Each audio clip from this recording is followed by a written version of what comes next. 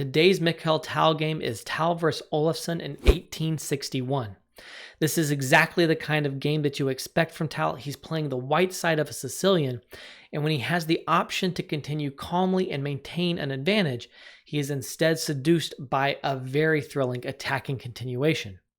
So the game opens up with e4 c5, and Olafsson is going to seek out a Taimanov Sicilian, which is defined by pawns on a6, e6, and the queen on c7. However, in a couple of moves, the move d6 hits the board, and this transposes into a Scheveningen structure. These kind of Sicilians often can move between each other here, so you will see these kinds of transpositions all the time. Now, Tal's going to build up in the center and on the king side. This is a very typical classical Tal attacking setup against the Sicilian. The rook comes to e1, b5, queen g3, king h8. We trade on c6 and pawn to e5. Tal announces that his pieces are committing to the attack with this pawn advance here, and it certainly seems like a very promising attacking position. The rooks, the bishops, the queen, and the center pawns are all getting involved. It's not winning, but it is very, very dangerous for black.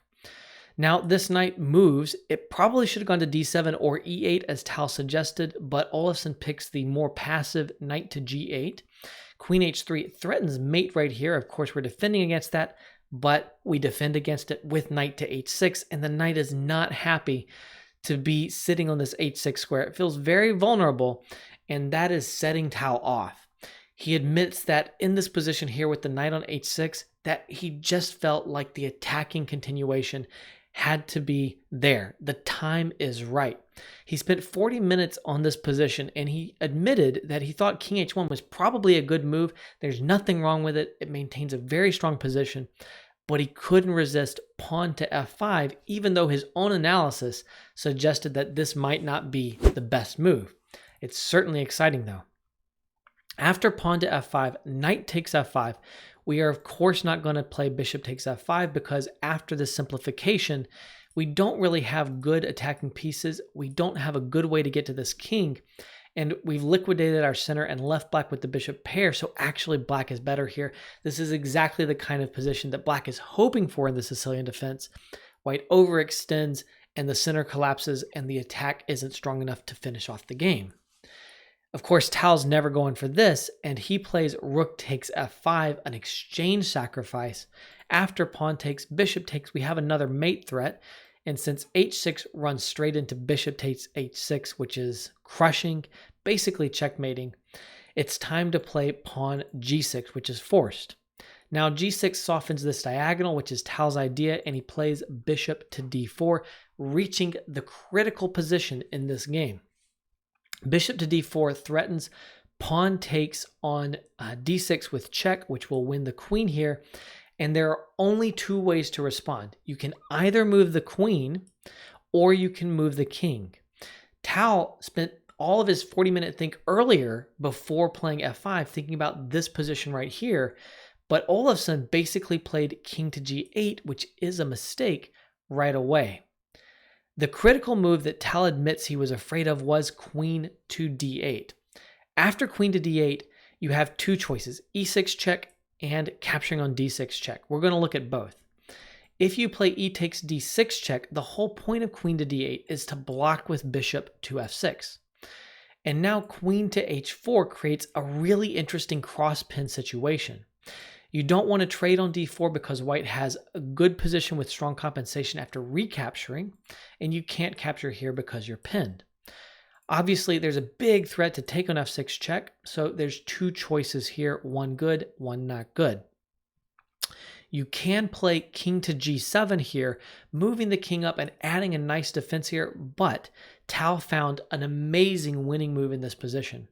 Black is threatening queen takes d6, which will get rid of a really important pawn and leave you with no attack. Queen takes d6 would win the game for black. The way to stop that is bishop to d7. 2 exclamation points, absolutely a brilliant move.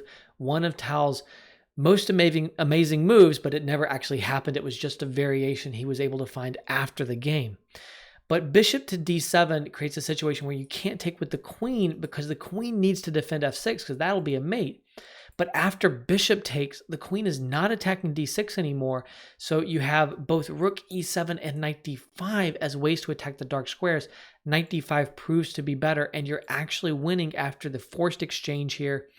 And then the king must run up because of the knight checks and rook to e4. This is still complicated, but Stockfish points out this is winning. You can take a look at it yourself if you want to dig in deeper. I'm going to leave it here and say this is enough to finish the game. A really, really wonderful situation. And again, this bishop d7 move, one of the best variations in a Tal game, really a fantastic interference move. It feels like there's several tactical themes going on right there. It's also kind of prophylaxis to stop queen d6. Really a great move, great position, a grandmaster kind of puzzle. So this is avoidable by black, though. You do not have to get into this. After we set up the cross pin with queen h4, you can play bishop to g7 instead, trying to trade queens, and this actually wins the game. The best is queen f4, avoiding that queen exchange. You lose the bishop on f5, and then after trading here, this actually looks like it might be a strong attacking position, at least a perpetual, but Stockfish points out that you can defend as black, and in the end, the attack is running out of steam. Here, rook g6 is a critical move. White's set up the best attack he can, but this move offers a little bit of material back to break the attack, and there's also an attack on d6. I couldn't find a way to beat this defense from Stockfish. The other alternative was pawn to e6 check here instead of taking on d6. But then bishop f6, again queen h4 with the cross pin, f takes e6, rook takes e6. Tal found another great move here.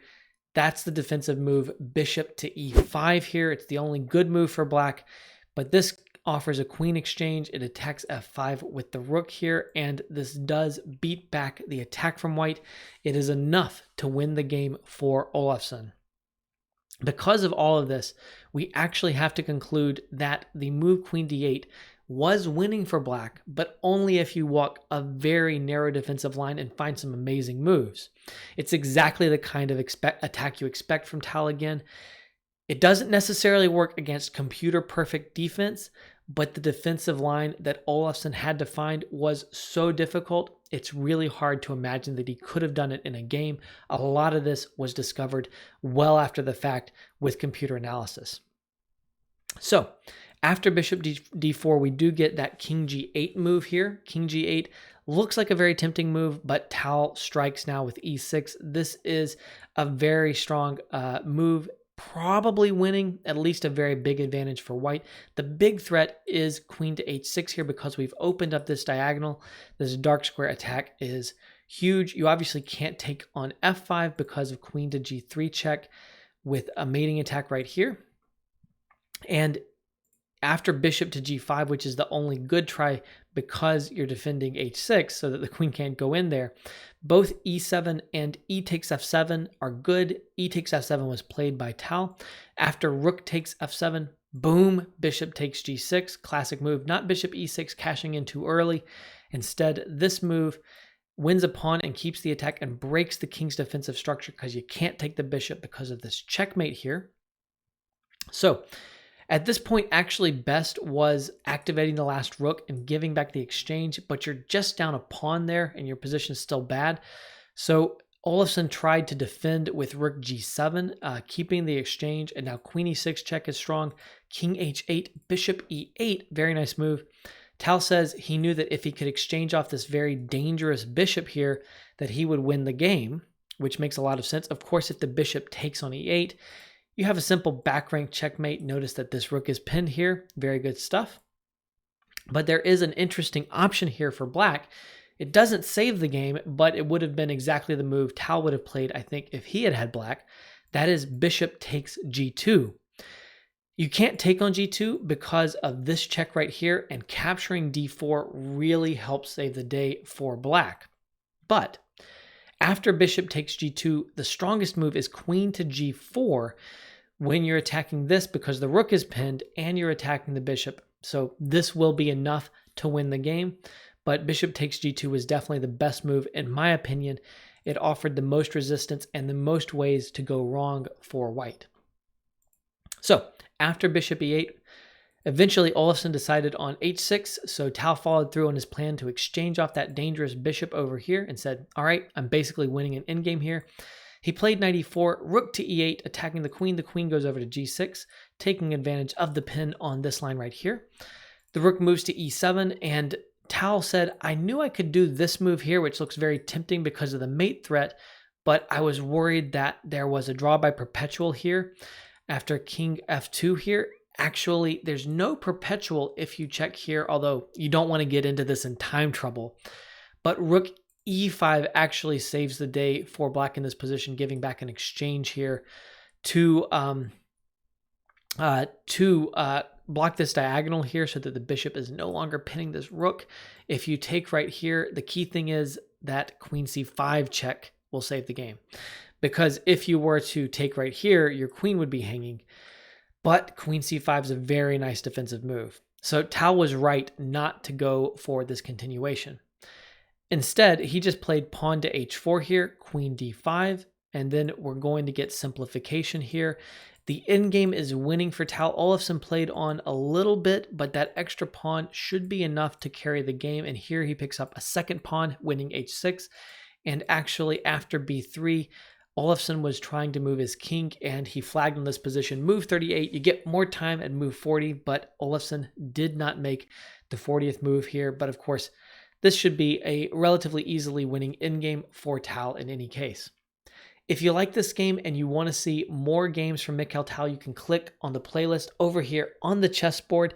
And as always, if you want to support the content, then you can subscribe and you can hit the bell to be notified of future videos.